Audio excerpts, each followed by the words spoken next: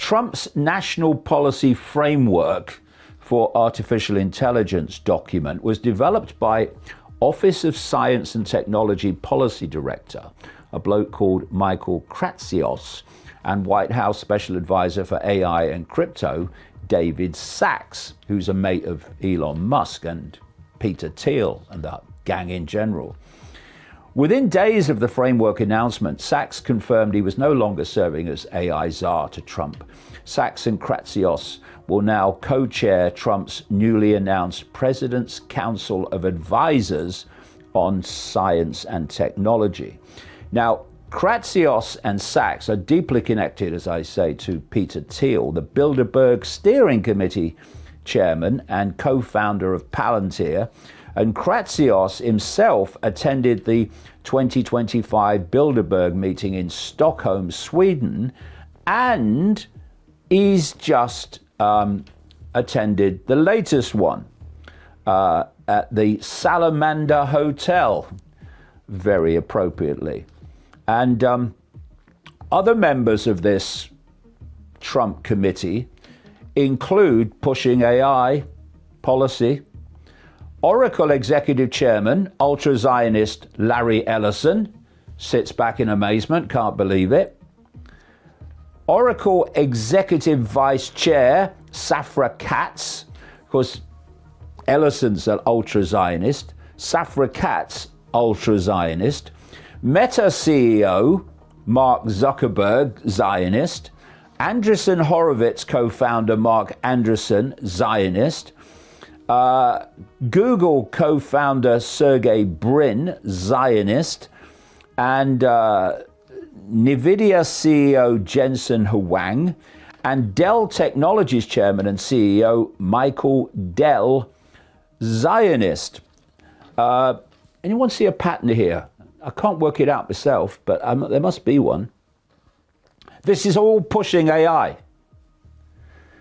The fact that Trump is appointing billionaire technocrats, the story says, who are aligned with Peter Thiel and in some cases influenced by Curtis Yarvin, he's the big promoter and guru of the technocratic society, the post-elected society. And that should tell you, the story says, that the Council of Advisors will continue to promote policies which increase the financial bottom line of their companies, but also, this is the really big reason, the technocratic surveillance state. And that's happening everywhere. Now, to give you an idea of the human hive mind that they're planning, with the connection to artificial intelligence through AI human fusion. This you're about to see is technology being developed to replace prison sentences with a total reboot of the human brain and memories. It's called Cognify. Now take away all that technology around their head and think of nanotechnology in the body and the brain interacting with a technologically generated electromagnetic field through the towers, the 5G, the 6G on its way, and the low orbit satellites of Musk and Bezos and co.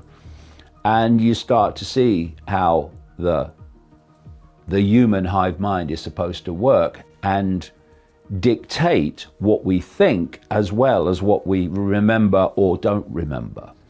And here's another example of AI at work, and they are Indian factory workers here. And they're wearing head-mounted cameras to allow AI to follow their hand movements and procedures and take over their jobs once it's been learned. And this is going on all over the world. Now, I don't want to see humans doing soul-destroying work. But that's not what this is all about. It's not about, oh, you go away now and you be free to do what you want with your life. No, it's about control. So how are they going to earn a living as things currently stand when AI takes all the jobs? They're not. At very best, they're going to be given what's called a guaranteed income, much beloved of Elon Musk. And it will be a pittance, and you'll only get it if you conform to what the system wants you to do and you don't push back. And what you are looking at is this control system, which not only will take over, but you won't be able to criticize it, not least if you want your guaranteed income, pittance. NHS staff told, stop criticizing Palantir or lose your job. NHS staff have been told, that's the National Health Service in Britain for those around the world, have been told they might lose their jobs if they criticize NHS England's controversial £330 million contract with IDF, Israeli Defense Forces contractor, Palantir. According to the Financial Times, an analytics officer who has raised concerns about Palantir's federal data platform, the FDP, was told by a senior NHS official, if you criticize the FDP one more time, you are going to lose your job. And he said, I know I'm not the only one inside the NHS who has been warned off criticizing the tool publicly, the analytics officer added. In January 2024, Palantir announced a strategic partnership with the Israeli government to support war-related missions, bombing Gaza, meaning its tools are being used in a genocide. It also provides technology to immigration enforcement in the US, and founder Peter Thiel has provided financial backing to Donald Trump. And so it goes on. And another point about AI is that even those working with it and developing it don't understand it. Here's a clip on that theme. To really understand AI and AI human fusion is to lift your eyes from the level of your Peter Thiels and your Horowitzes and your Andreessens and your Saxes and all these people, your Ellisons and your Musks, and look at the shadows. Look deep in the shadows, ultimately in another dimension. Because what is AI? All right, algorithms, that's AI. Then you have the AI that's learning from all the stuff that humans post on the internet all day, every day. That's being fed into that level of AI, and it's learning more about humans than we know about ourselves. But what is this level of AI which they want to connect to humans? I say that is the AI, the intelligence, if you can call it that, of that which is running the whole show. It is the non-human force they want to connect with us. So we become terminals, extensions of that force with literally no mind of our own. That's where it's going. And I saw this clip this week, which it was like, why? And it's just just a glimpse of the transformation of human society that is unfolding before our eyes. Do you know, I remember once, what you did is you rang a company, I'm going a long way back now, and a human picked up the phone. Hello, can I help you? Oh, right. Okay, okay, I'll put you through to someone, right? Now, then it became a tape, then it became AI. And we are going to say, at some point, it seems, do you remember when people used to knock on the door and you'd open the door and they'd be holding a parcel, right? And they'd hand it to you. And you say, all right, how you doing? Nice day. Yeah, you'd have a bit of, Here's the future. This is Amazon drones on trial. What you're seeing unfolding in this nanotechnology in the body is the receiver system. That's why people are pointing out who've investigated this as a speciality, that this nanotechnology is getting in the brain. Now, how does the brain, how does it process information? It processes it electrically and it processes it electromagnetically. And if you can get the nanotechnology in the brain, it's receiving the electromagnetic field information, and suddenly you've got a hive mind unfolding. And that's what's happening. And the digital side of this is the other side of the control system, where if you have a digital ID, you cannot take part in mainstream society without the digital ID. That's the idea in the end. Which was just proposed by the Prime Minister here. Just proposed by Keir Starmer. Right, with the reason being illegal immigration, which I would love to get into. Yeah, well, what's kind of interesting, because problem, reaction, solution. I do say, I've said over the years many times, this cult plays the long game. And I also came up with this phrase, problem, reaction, solution. Create the problem, blame someone else for it, and then openly offer the solution to the problems you have covertly created. And immigration went off the charts under Tony Blair when he was Prime Minister.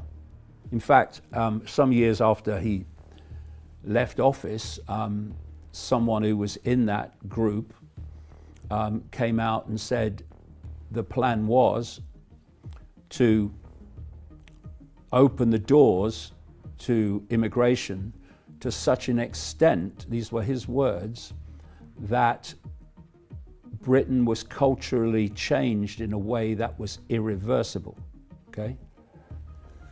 Who's been the big promoter now of digital ID to meet the problem of immigration? Tony Blair, the man who's actually the handler of Keir Starmer. So they play the long game. They create the problem, and then they come out and say, here's the solution to the problem, which just advances the agenda. And so the digital ID is connected to the digital currency. The central bank digital currencies. And the key thing about digital currencies is they are programmable. Programmable so that from a central point you can dictate what people can buy, what the digital currency will work to buy and what it won't work to buy.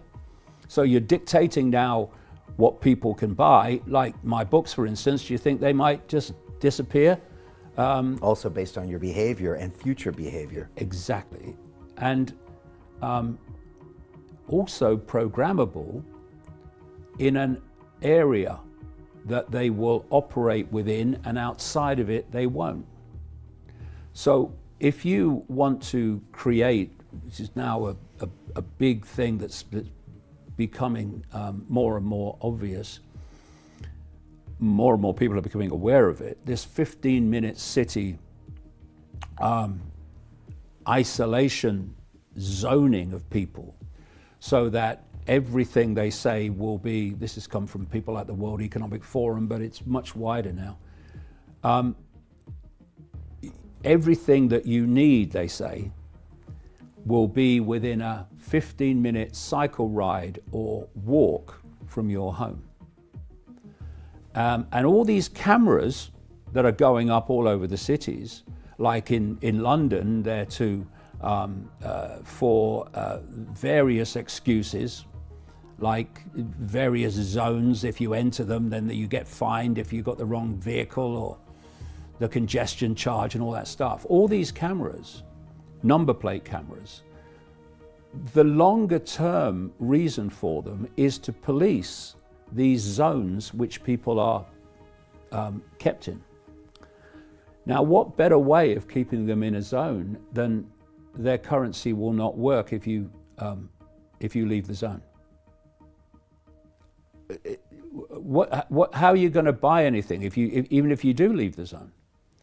And this programmable money is the most fundamental deletion, potentially, of freedom. And I said for so many years, back into the 1990s, if you want to see what's planned for the West tomorrow, look at China today. And in China, you have millions of cameras in the cities. They can find you in literally minutes, wherever you are. These, facial recognition cameras, etc. And they have this social credit system. So you get points if you behave in ways that suit the government. You lose points, credits, if you behave in ways that doesn't suit the government. And if you lose enough credits, then you are excluded from mainstream society. What happened during COVID to people that wouldn't have the jab and refused to wear masks? They were excluded from mainstream society. Exactly. That was a pre-run in so many ways of where they want society to go. If you didn't like COVID, well, you're not going to like what's planned coming up. So in China, if you lose enough credits, you can't go on a train, you can't get on a plane, you cannot function in a mainstream society. And this whole social credit system is moving very fast into the West. The digital ID, the digital currency, the control by AI, the control of everything via AI. You're seeing some supermarkets being introduced now where you need a QR code to go in. Well, what if you don't have a smartphone? What if you don't want to be part of that system? Well, you don't get in the supermarket then. You pay with your fingerprint too. Yeah, of course you can. It's the same thing. It's all this unfolding control system. So let's put it together. They want to connect artificial intelligence and this cloud hive mind to the human brain, so that they control your thoughts and they control your emotional responses. They make you, for instance, docile. Does anyone think that you're going to ask the big questions like, who am I? What is this place? Who really controls the world and to what end? What am I part of?